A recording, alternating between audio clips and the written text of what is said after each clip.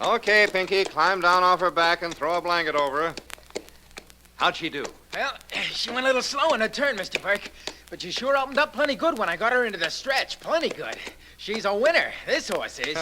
Miss Murdock will be glad to hear that. I sure wish she was my horse, Mr. Burke. Sure wish she was. I sure wish I was riding her in a race, too. Oh, you'll ride someday, Pinky. Yeah. All jockeys have to be exercise boys to start. Well, take the filly over to her stall and rub her down, will you? I sure will, Mr. Burke. Sure like this here horse. Come on, Princess. Come on, at it, girl. Gotta get you over to your stall and fix you up some nice, clean straw to sleep on. At least you can get some sleep. What's so funny, Burke? Oh, hello, Billy. Didn't hear you come into the stable. Yeah, I don't make much noise. I'm so small you can hardly hear me. Fact is, when I was in school, I had to keep yelling or I'd be marked absent. Nobody could see me.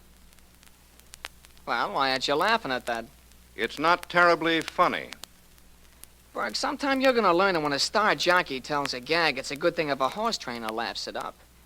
Especially if the star jockey happens to be friendly with the trainer's boss, like I am with Miss Murdock. How long do you think you'd be friendly with Miss Murdock if she knew as much about you as I do? Oh, not long. Only there's a couple of ifs you want to remember. One of them is if she believed you, and the other one is if you had nerve enough to rat on me. Don't be the talking type, Burke. Open that mouth of yours out of turn sometime, pal, and I'm telling you now, I'll close it for you. Permanently.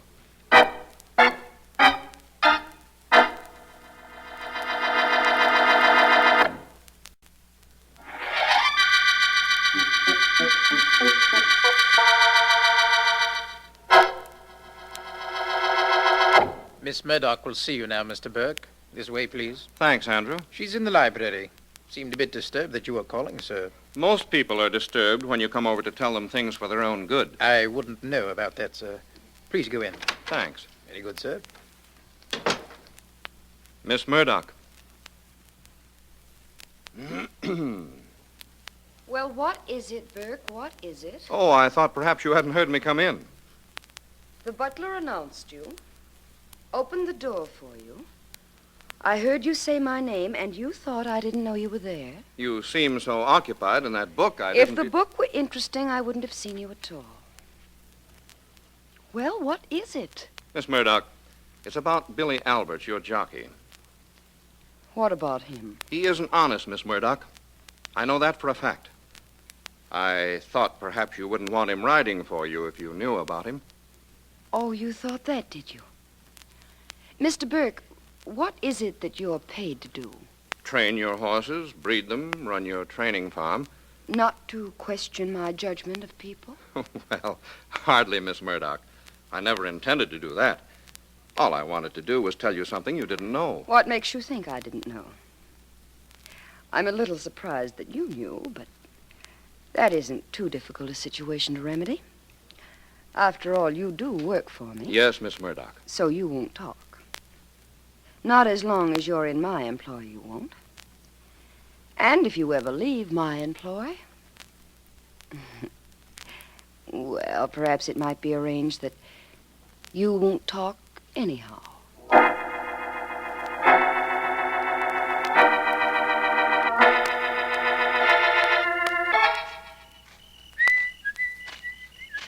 Pinky? Pinky? Oh, yes, sir, Mr. Phil. How are you tonight, sir? All right. You seen Burke? I sure have. He's in his office. Looks like the moon fell down on him. You gonna go see him? Yep. Well, don't get in any mood like he's in. Been in it all day, too. Hey, as long as you're his assistant out here, maybe you could do some assisting in the trouble he's having. Maybe that wouldn't be a bad idea, huh? Might not be at that. Hey, you're pretty dolled up for an exercise boy. Where you going, Pinky? Out. Got me new suit, new tie, and the same old girl. I'm stepping out tonight, Mr. Phil. Go ahead, Pinky. Only watch that step a little. I sure will, Mr. Phil. I sure will. Tonight's the night. Yes, sir. Tonight's the night. Come in.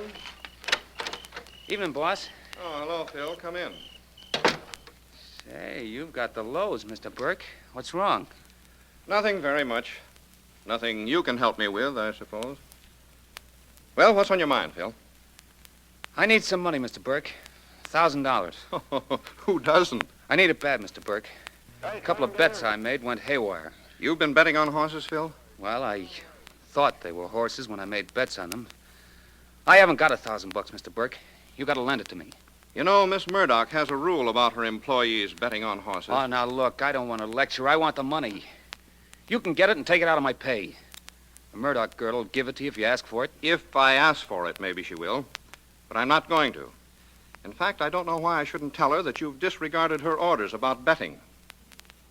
I wouldn't do that, Mr. Burke. That way I'd never get the money I need, would I? No. But that's your problem. I can't worry about you and me, Phil. No, I guess you can't.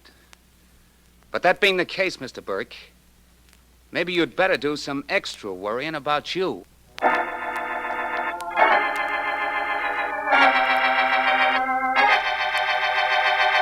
Sit down, Markham, sit down. Nice to have you drop in on me this evening. Thank you, Vance. I got through at the office and thought I'd come in here after dinner. You know, this business of being a district attorney has many complications, Vance, and only a few compensations. One of them is you. Well, very pretty compliment, Markham. Thank you very much. May I add to that speech that my profession of private investigating could very easily become a chore without the incentive of the cases you've called me in on? Okay. We're even. And now to the purpose of my call. Yes? Could you take the evening off to go over to the club for a game of billiards? I'd like to, Markham. I'd like to very much. Just give me a second to slip out of this robe and into a coat. Turn the radio on if you like. I will. Oh, I've got a new three-cushion shot to show you that's terrific, Vance. Not fair. You've been practicing. Very good, very good. And now for your last question, sir. What is the capital of the state of Maine? Now tell me quickly before a gust of wind comes into the studio. What have you got there, Markham? A quiz show, apparently. No coaching, please. No help from the audience. Come on now, sir. The capital of the state of Maine. A gust of wind will come into the studio. Augusta! That's right, that's right. Lots of fun, these quiz shows, Markham. Yes, I enjoy them. Let's listen for a moment, Vance. All right, now, everybody, we're ready for our next contestant. Your name, sir? Billy Alberts. Well, welcome to our game, Mr. Alberts. And what do you do for a living, may I ask? I'm a jockey for the Murdock stables. Well, you're a good man to know. I once knew a fella came to a betting window and he said, I want to bet $5 on this horse. And then the man said, on his nose, and the fella said, on his nose, on his back, on his tail, everywhere, so even if he comes in sideways, I win. Well, Mr. Alberts, you've selected a topic to talk about. Now let's have your slip. Popular songs, huh? Well, okay, here's your first question. Name 5 songs that Irving Berlin composed. Always, Because I Love You. That's 2. Alexander's Ragtime Band, remember, and Blue Skies. That's 5. That's correct. In fact, that's wonderful. Well, turn that off, will you please, Markham? I'll get the phone. Sure, Vance. Hello? Mr. Vance, this is Sally Henderson, Mr. Markham's secretary. Is he there? Why, yes, Miss Henderson, just a moment. For you, Markham, your secretary. Uh-oh. Bye-bye billiards. Here. Thanks, Vance. Hello. Mr. Markham, I'm glad you left word where you could be reached. Sergeant Heath of the homicide just called you. There's been a murder, and he thought you'd want to get there right away. I most certainly do. Who was killed, Miss Henderson? A man named Edward Burke. He was a horse trainer. Shot with a .45 automatic about 15 minutes ago at the Murdock stables. Thank you very much. I'm on the way. Goodbye, Miss Henderson. Goodbye, sir. Well, Vance, we're on the way to a murder. Horse trainer named Edward Burke was killed. Burke. He trains for the Murdock stables, doesn't he? That's right. He's... Say, that jockey we just heard on the air was from the Murdock stables, too. Quite a coincidence. Yes, it is. Well, you were talking a while ago about a very difficult billiard shot. Apparently a murderer has called his shot, Markham. Perhaps we can call his hand.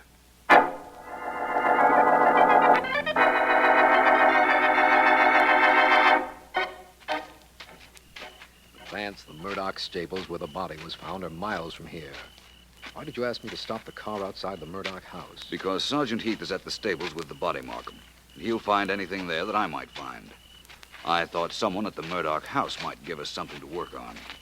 After all, the Murdocks own the stables. I've learned better than to argue with you, Vance. Don't ever stop, please. I'm not always as certain as I sound. We might find out absolutely nothing here. We certainly won't if we don't get inside. I'll handle that detail. Oh, I hope you have your calling card ready, Vance. Miss Carol Murdock is very social. You mean she's very rich? Markham, some of the richest people I know are antisocial. Yes, sir. District Attorney Markham and Mr. Philo Vance to see Miss Carol Murdock. Miss Murdock is not at home. Would you care to come in and wait? Vance? We would. Very good, gentlemen. Oh, you might wait in the library if you like. Right this way. Oh, there's someone else in the library, a Mr. Billy Alberts. He works for Miss Murdock. Billy Alberts, the radio star? He's a jockey, sir. I know, but he was on the air tonight. How does it happen he's here? And he telephoned after the program, and I informed him of Mr. Burke's death. He came in only a few moments ago to wait for Miss Murdock. I see. And where is she? I'm sorry, sir. That I do not know. She'll return presently, I imagine. She always has. Make yourselves at home right through that door there. Thank you. Oh, good evening, young man. You're Billy Alberts? Yes, I'm Alberts. I'm District Attorney Markham. This is Philo Vance. Vance, the private dick. I suppose you could call me that. I'm glad to have an opportunity of speaking to you, Mr. Alberts. You undoubtedly knew Mr. Burke. Sure, he trained horses for Miss Murdock. Any idea who might have killed him? Search me. He had an assistant who had ambitions. A guy named Phil Dexter. Phil Dexter, eh? Yeah. Must remember to talk to him. Anybody else? Well, nobody I know of. I could have a lot of guys sort him that I wouldn't know, though. That's entirely reasonable, I'd say. Mr. Alberts, we understand that Edward Burke was killed at about 9:10 tonight. We know you were on the radio shortly after that time. In fact, we heard you. Hey, was I good? Very. Huh. Tell me, how long had you been in the radio studio? Well, I'd seen how the show went on the air at 9. They picked us contestants out of the studio audience at about 8:30. I must have got there about 8:15, I guess. And Burke was killed an hour later while you were still in the studio, eh? Sure, that's Mr. right. Alberts, I'd like to... Hands off me. I can walk. Take them off. Hey, that's Carol's voice. Some guy's with her. Maybe the murderer. Come on, Vance. I'm with you, Markham. I don't want to be manhandled. No use arguing, miss. I'm staying That's a right cop with with you. Miss Murdock. Listen, you... Now, wait a what you minute, take- wait a minute. I'll handle this, Alberts. Good evening, officer. I'm Markham, District Attorney. Oh, hello, Mr. Markham. And how are you this evening? I'll how are you this evening, you in a minute. Mr. Markham, this officer of yours has been pushing me around, and I won't stand for it. I'm Carol Murdock. No, take it easy, Miss Murdock. What's wrong, officer? Well, I picked this young lady up about an hour and a half ago, Mr. Markham. She was speeding, going like a bat, headed for this place. For a half hour, she wouldn't tell me who she was. Then, when we finally get to headquarters, she tells me her name is Carol Murdock. Well, that's who she is. She is Carol Murdock. Shut up, Sonny. I'm talking to Mr. Markham. Yep. So, Mr. Markham, I asked to see her license, and she says she hasn't got any. Then, when I want to take her in again, she said she left it at home. So, here we are. I see. What time did you pick her up, officer? Oh, I should say about 9:20. And the murder was committed at about 9:10, eh, Markham? So we've been informed. Look, I know all about the murder. I heard it firsthand over the police radio. I know one of my men was killed, but that doesn't give this cop any license to treat me like a criminal. Driving without a license is against the law, Miss Murdock. Officer, where did you pick her up? Just a short distance from her own stable, sir. And you heard about this murder from the police radio, Miss Murdock? Yes, of course I did. Ask this big lug here. He heard it with me. That's right, sir. Oh, I don't doubt that you heard about it over the police radio, Miss Murdock. I was just wondering if it was news to you when you did hear it.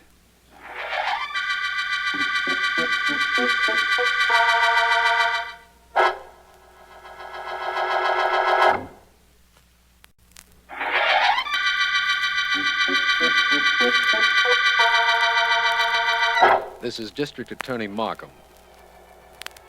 The Murdock murder case began when Edward Burke, trainer for the Murdock stables, owned by Carol Murdock, was found dead. Vance has questioned Billy Alberts, a jockey who was on a quiz program at the time of the murder, and also questioned Carol Murdock, who was caught by a motorcycle policeman coming from the murder scene at about the time of the murder. Still to be interviewed by him is Phil Dexter, assistant to the dead man. But I understand Vance is taking care of that detail right now in the Murdock home. We have been at the house of... I'd tell you more if I knew any more, Mr. Vance, but I don't. Honest, I don't.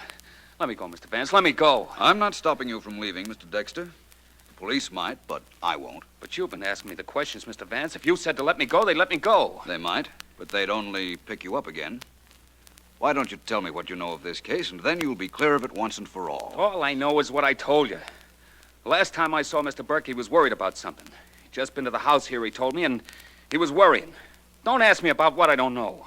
Tell me all about the last time you saw him alive in detail. Okay. I was walking toward the stable when I saw Pinky. Pinky? Pinky's an exercise boy. Mm-hmm. It was about 6:30, and I asked Pinky if he knew where Mr. Burke was, and he said sure, in his office.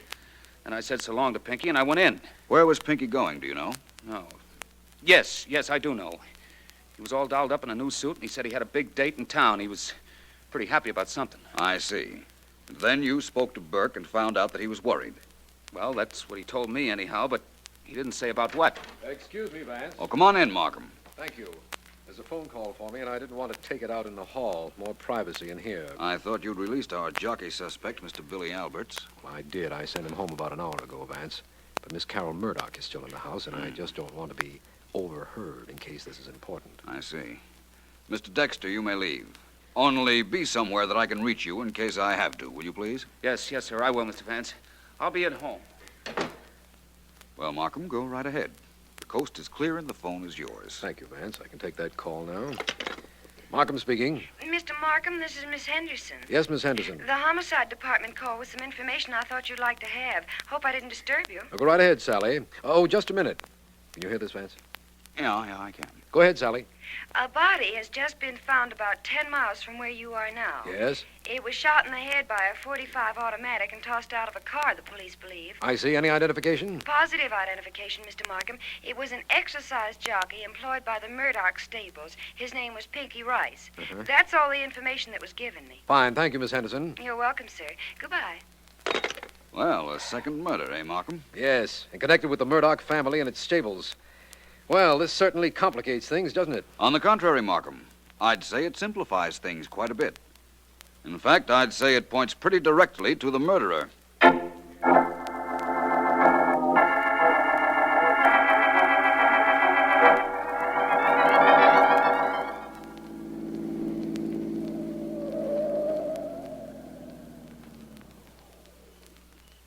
Billy? Is that you, Carol? Yes, where are you? Right here. I've been waiting for you over the side of the road where I wouldn't be seen. Well, all right, I'm here. What's all the mystery? Why did you call and ask me to meet you here? Take it easy. I thought you'd like to know what I think about the murder of your trainer, Burke. And of Pinky, the exercise boy. Oh, so that's what it is, hmm? Mm-hmm. What's there to talk about that you couldn't say on the phone? Oh, I had no reason for privacy. I thought maybe you might want it, though. You see, I know you had a battle with Burke. Your butler told me. I pay him for services rendered. Apparently you did, too. That's right. As I understand it, you threatened Burke. You want to know why I did? To protect you, you fool. He knew something about you. Did you kill him to protect me, too? No. That's not saying I might not have if I thought it would stop him from talking, though. You see, that's the way I feel about you, Billy. Yeah, you've been trying to convince me of that for quite some time now. You'd get tired of me, though. Probably. I got tired of everything else in my life. But what has that to do with what you called me about? Oh, everything. Now, take me. I'm a good jockey. I make good money. In a couple of years, I'm a little too old to ride. I don't make such good money. Carol, how much is it worth if the police don't know about your threats to Burke? You're not that low. I wouldn't be so sure. You can't prove I killed Burke. Oh, maybe not. But according to the cop who picked you up, you were near enough to the stables to have done it. Billy, where were you when Burke was killed? Me? I was on the radio being a genius. I was practically talking on the air when Burke got his. And when Pinky was killed? Where were you then? Home. Kid, there's no heat on me. Now, let's get back to the important reason for this little meeting. How much is your life worth? Quite a bit, Billy. In fact, I value it a whole lot higher than I do yours.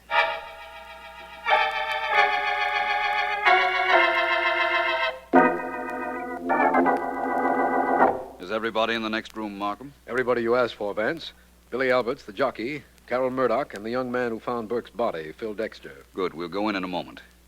I'm pretty sure one of those three is our murderer, Markham. Well, if you are, I am too. I think, of course, that Pinky, the exercise boy, was killed by the same person that murdered Burke. The connection may not be terribly apparent to you at the moment, but I imagine it will be shortly. All I can say is I hope you're right, Vance. All I can say is I hope your hope comes true. Well, come on, let's go in. Oh, there you are. I'm sorry to have kept the three of you here so long, but it couldn't be helped. And I promise that two of you will be able to leave this room very shortly. Mr. Vance, I found somebody who saw me away from the Murdock stables at the time Mr. Burke was shot. You see, that's why I wanted you to let me out, so I could find somebody. That's very convenient, Mr. Dexter. Did you find someone to alibi for you, Miss Murdock? I don't need any alibi, Mr. Vance. I didn't do anything, and you can't prove that I did. That's right, I can't, as yet. Mr. Alberts? You don't want anything to do with me, Vance. I was on the radio when Burke was killed, and I was home when Pinky got knocked off. That's quite according to what I've been led to understand. Well, I don't want to appear overly dramatic, but one of you three killed two men. I have some questions I want to ask each of you. Answer I don't know if you don't know. That will be all right. Mr. Dexter? Yes? 2 questions for you. 1, how many shots in a .45 automatic? I don't know. Who wrote the song, Memory Lane? What are you trying to do, Vance? Trick me into saying something? I don't know how that can mean anything. All I know is I don't know. Singularly devoid of information, isn't he, Vance? Perhaps he told us more than he realizes, Markham. Miss Murdock, your questions. Where on an automatic pistol is the safety catch? Near the thumb. It can be released by the thumb. Thank you. Your other question. Victor Herbert was a great composer. Who wrote most of the lyrics of his operettas? I haven't the slightest idea of who wrote the lyrics, of why you're asking these stupid questions, or who killed the 2 men that worked for me. All I can do is assure you that I have. You think because I know about automatics Please, that Miss Murdock, don't try to tell me what I think. Mr. Alberts. Yeah, what? It's question time for you. Who wrote the popular song of some time ago titled Remember? I don't know. Jerome Kern, Cole Porter, one of those characters. How do I know? Your second question. How is a clip fed into a .45 automatic? I don't... why lie about it? It's fed through the bottom of the grip. Everybody who's ever seen a movie knows that. Any more questions? No, I think not. Markham, did those questions mean anything to you? No, Vance. As a matter of fact, they didn't. And I haven't the slightest idea of what the answers proved. No? Well, then I'll tell you. They told me that Billy Alberts killed Burke and Pinky. Oh, no, you don't, Vance. Wait. I don't know if you're bluffing or guessing or if you really know something. But I'm not taking any chances. You're not saddling me with any murder rap. Not when I got 2 legs and this gun to get me out. Well, thank you, Miss Murdock. I'm afraid the vase you hit him with is pretty well shattered, though. What if it is? You just see to it that Billy Alberts gets put in jail all in one piece.